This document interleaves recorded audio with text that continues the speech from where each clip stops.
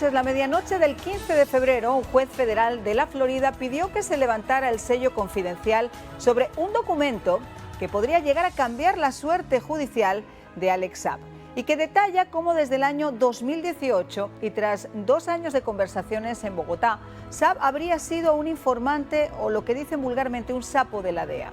Un duro golpe contra la narrativa que ha construido el chavismo, que llegó incluso a investirlo como diplomático 6 meses después de haber sido detenido en Cabo Verde para tratar de frenar su extradición a los Estados Unidos. Y que ha defendido además a capa y espada la lealtad del guardián de los secretos de Maduro. Y mientras Maduro guarda silencio ante el aparente tortazo, sus secuaces se han dado a la tarea de decir que esto es todo un invento para perjudicar los intereses de Venezuela. Los abogados tampoco se ponen de acuerdo. Unos sostienen que sigue siendo un ciudadano leal y diplomático del gobierno de Venezuela y otros piden insistentemente al juez de la Florida que no revele los documentos por miedo a las represalias. Por otro lado, y en el mismo contexto del círculo contra Maduro y sus secuaces, el juez federal de Nueva York, que lleva el caso por narcotráfico en contra del ex mayor general venezolano, Cliver Alcalá, ha negado la moción de la defensa que permitiría brindar acceso a documentos secretos pertinentes al proceso. Considera que la divulgación del material podría causar serios daños a la seguridad nacional de los Estados Unidos. Un sorpresivo pronunciamiento que se produce al tiempo que la defensa alega que el gobierno de Estados Unidos estaba al tanto de los planes que realizaba Alcalá desde Colombia para derrocar al régimen de Nicolás Maduro, en una incursión armada que ustedes recordarán fracasó estrepitosamente pocas semanas después de que la justicia estadounidense anunciara los cargos en su contra. De esto y más hablamos hoy en nuestro programa. Comenzamos. Así que siéntense en su casita que va a recibir usted toda clase de información de parte de Negar Granado, abogado, un amigo de este programa. Muchas gracias, Negar, gracias por acompañarnos. Gracias para ti, Marian, por invitarnos y acompañarlos a ustedes en este espacio. Un placer. Y Gustavo Azócar, periodista que nos acompaña también desde Venezuela. Muchísimas gracias, Gustavo. Muchas gracias, Marian, por la invitación. A ver, ¿qué les parece si comenzamos para no mezclar con el tema de Saab? Que Saab puede llegar a haber sido un sapo de la DEA y del FBI. Conversaciones desde el 2016 y supuestamente ya informaciones desde el 2018. Quiero comenzar contigo, Negar. Mira, parece mentira y se ha develado que desde el año 2016 ha mantenido conversaciones con el FBI y la DEA, el señor Alex Saab, por recomendaciones tanto de su abogado colombiano como del abogado americano que podía tener para ese momento. Esas conversaciones se siguieron llevando hasta que el año 2018 empieza a entregar de manera efectiva documentación e información precisa de los casos de soborno, corrupción, narcotráfico que lleva adelante el régimen de Venezuela y por el cual se mantiene hoy en día. Y adicional a eso le ponen la condición para que pueda esa información que está develando ser usada a su beneficio con una disminución de la posible pena que le pudieran imponer, que se entregara a las autoridades en el año 2019, cosa que no hizo y por la cual fue de alguna u otra forma detenido en el año 2020 cuando trataba de repostar gasolina para ir hacia Turquía o Irán. Y adicional a eso se mantuvo detenido en Cabo Verde hasta tanto se acordó su extradición en el año 2021 para los Estados Unidos. Ahora, definitivamente, no solamente el cartel de los soles, ya conseguimos de que hay un cartel de los sapos también, es una información que él tiene que de alguna u otra forma suministrar y que sea efectiva para que ese proceso de delación o para delatar a las personas que cometieron los delitos, lo pueda beneficiar en la disminución sustancial de su pena. Gustavo, yo quiero ir a las repercusiones que ha tenido todo esto en Venezuela. Vimos anteriormente cómo habían utilizado a la esposa en un evento público para gritar a los 4 vientos y entre lágrimas que su esposo iba a ser una persona leal al régimen de Venezuela. Hemos visto que en el día de hoy también supuestamente apareció en un evento público en el que el régimen dijo que todo esto es una treta de Estados Unidos por ponerle una manchita más al tigre. ¿Cuál es la opinión del venezolano de a pie? ¿Cómo se ha tomado la noticia? Marian, bueno, primero, aquí cayó sobre todo en las filas gubernamentales, en el régimen, en la tiranía, en el Partido Socialista Unido de Venezuela, la revelación de que Alex Saab era un estrecho colaborador de la DEA y que había estado conversando con la DEA desde el año 2016, cayó como una bomba. Ellos intentan disimularlo muy bien, son expertos en el arte del disimulo, pero a lo interno, como decimos popularmente en Venezuela, la procesión va por dentro. Y cayó como una bomba esa revelación. El régimen de Maduro tiene más de un año desplegando una campaña nacional e internacional multimillonaria. Le han pagado a costosos abogados, como el juez Baltasar Garzón, a quien creo que le pagaron cerca de 60 millones de dólares. Sí. Han invertido en granjas de redes sociales, en campañas a través de las redes sociales. Intentaron crear el espejismo, la ficción de que el señor Saab era un diplomático, un embajador, pagaron cualquier cantidad de cuentas en Twitter, en Instagram, en Facebook, para un poco vender esa narrativa. Y todo eso se vino al piso con un solo documento que mostró la fiscalía que lo está acusando en Estados Unidos. Imagínate si apenas el juicio está empezando y apenas un documento acaba de producir esa hecatombe dentro del régimen y dentro del oficialismo. Imaginemos lo que va a ocurrir cuando empiecen a salir otros documentos, como por ejemplo la nómina de Alex Saab. Hay que ver la nómina, porque todos los mafiosos y todos los capos siempre tienen una nómina. La nómina de generales, de ministros, viceministros, diputados, gerentes, directores de organismos, a todos a los que ellos le pagan para poder robarse el dinero.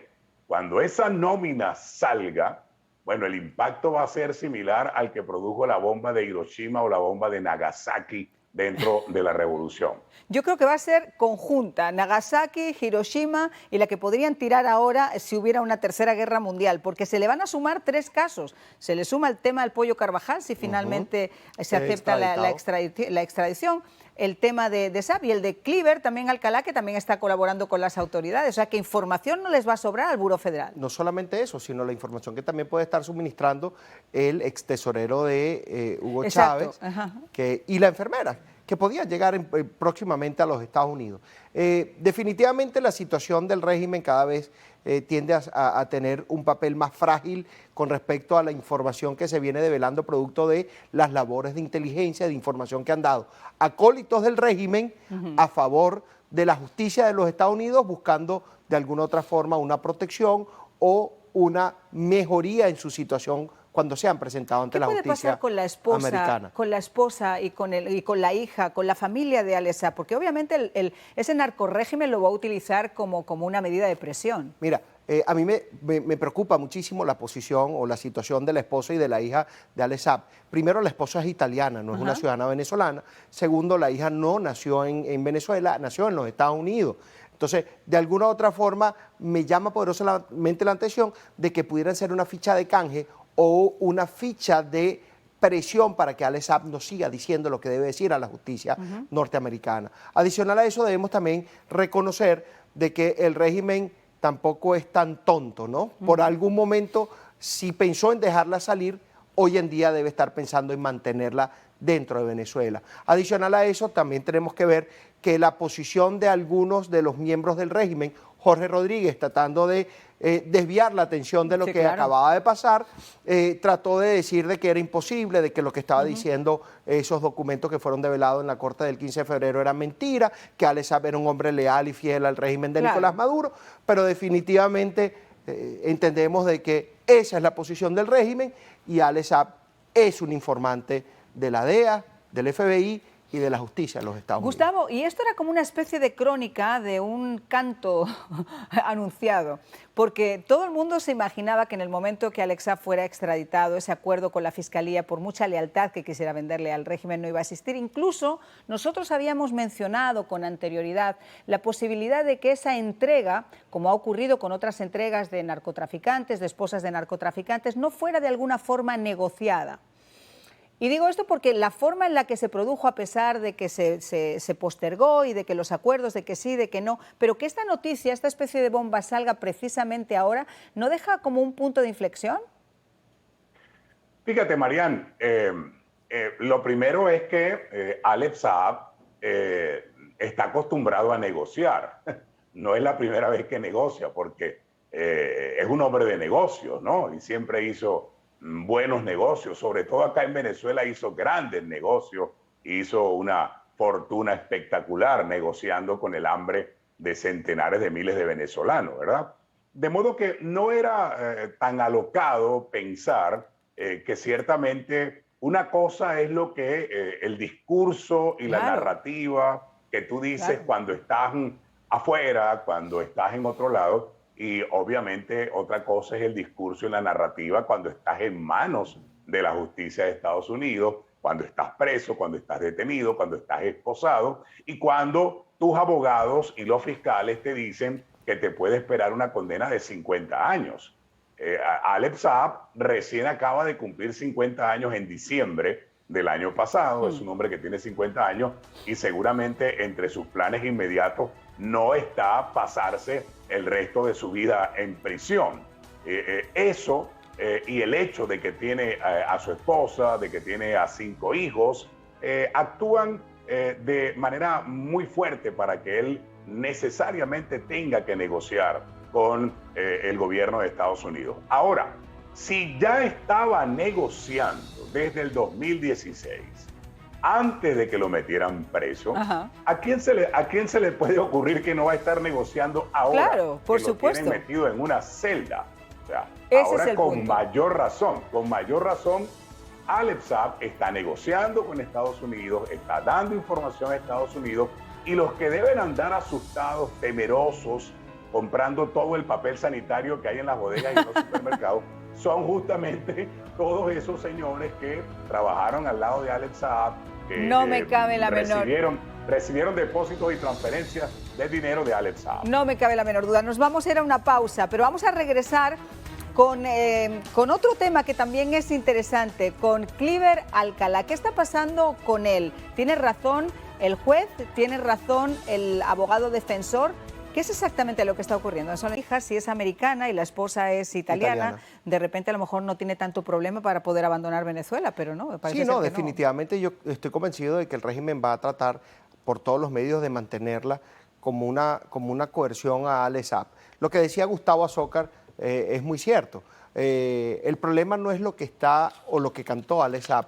El problema está en la cadena de personas que está mencionando Alex Saab, que de alguna u otra forma van a empezar a engrosar la lista de sapos, porque cada uno va a estar buscando su negociación con el sistema de justicia de los Estados Unidos a los fines de ver cuáles son los beneficios que le pueden aportar. Vamos con otro tema. Estábamos hablando de Cliver Alcalá. Un juez en Nueva York ha decidido, que es el que lleva el caso de narcotráfico a Alcalá, ha decidido que no va a hacer públicos los documentos porque se podría poner en cierto peligro la seguridad nacional. ¿De qué estamos hablando, él? Mira, estamos hablando de que la investigación que lleva adelante la Fiscalía Federal por el caso de narcotráfico en el cual se encuentra involucrado Cliver Alcalá Cordone, ha entendido que si se divulgan los documentos en los cuales ellos sustentan sus acusaciones o sus indictments, van a quedar expuestos personas, figuras de la administración de la presidencia de los Estados Unidos. Definitivamente Cliver Alcalá Cordone es una persona que fue un mayor general del ejército venezolano, que es un mayor general en situación de retiro, que fue uno de los hombres más fieles y leales a Hugo Chávez, pero se le volteó a Nicolás Maduro. Esto trajo como consecuencia que empezaran actos de persecución en su contra, al igual que pasó con el Pollo Carvajal. Sí. El Pollo Carvajal en algún momento fue uno de los hombres más leales a Hugo Chávez, jefe de la inteligencia militar de Venezuela, y se le volteó al señor Nicolás Maduro. Eso hizo de que Cliver Alcalá Cordone se fuera a Colombia, y desde Colombia empezara un proceso también de negociación por la investigación que se había adelantado los agentes de la Agencia Antinarcóticos o la DEA de los Estados Unidos en contra de Cliver Alcalá Cordone. ¿Por qué? Por el conocimiento que tenía sobre el cartel de los soles. O sea, Cliver Alcalá Cordone, que había sido un oficial del ejército de Venezuela, de alguna otra forma sabía cuáles eran los oficiales que estaban implicados en este cartel de los soles, empezando por el señor Diosdado Cabello. Pero fíjate, Gustavo, que una de las... primero, la solicitud hacía especial énfasis, lo que pedía esa solicitud en las comunicaciones, eran las comunicaciones que podrían haber sostenido el ex enviado especial de los Estados Unidos ante Venezuela, Elliot Abrams, el exsecretario de Estado Mike Pompeo y el exfiscal general de Estados Unidos, William Barr. Pero en la lista de esas personas también de interés estaban, por ejemplo, Jorge Betancourt, Lester Toledo y Juan José Rendón, JJ Rendón. Cuéntame un poco, porque la defensa lo que dice es, ¿cómo es posible que se siga adelante con un proceso de narcotráfico contra un hombre que está acusado de narcotráfico cuando solamente aparentemente fue a una reunión en el año 2016 con el Pollo Carvajal, que era su superior en ese momento, y nunca más participó de ninguna otra reunión? Y en esa reunión sí estaba Diosdado Cabello, y sí estaba Carvajal, y sí estaba Maduro. El tema ahora es el siguiente: si este hombre hizo una operación para tratar de derrocar a Maduro desde Colombia y para tratar de derrocar a su número 2, a Diosdado Cabello, la defensa dice, si Estados Unidos sabía todo esto, ¿por qué prosiguen todavía con este caso de narcotráfico? Y lo más importante, ¿por qué no develan los documentos? ¿Qué opinas al respecto? Bueno, tres consideraciones, Marian.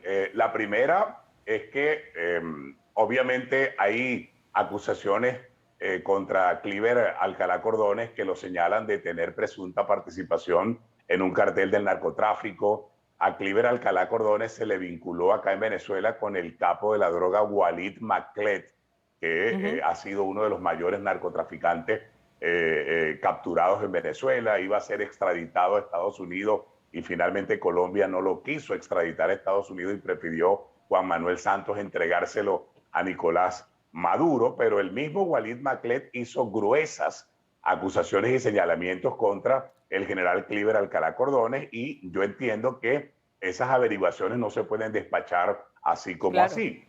El otro elemento es la participación de Cliver Alcalá Cordones en lo que se llamó la Operación Gedeón, que fue una suerte de bahía de cochinos mal organizada, muy mal planificada, que solo le hizo mucho bien al régimen de Maduro.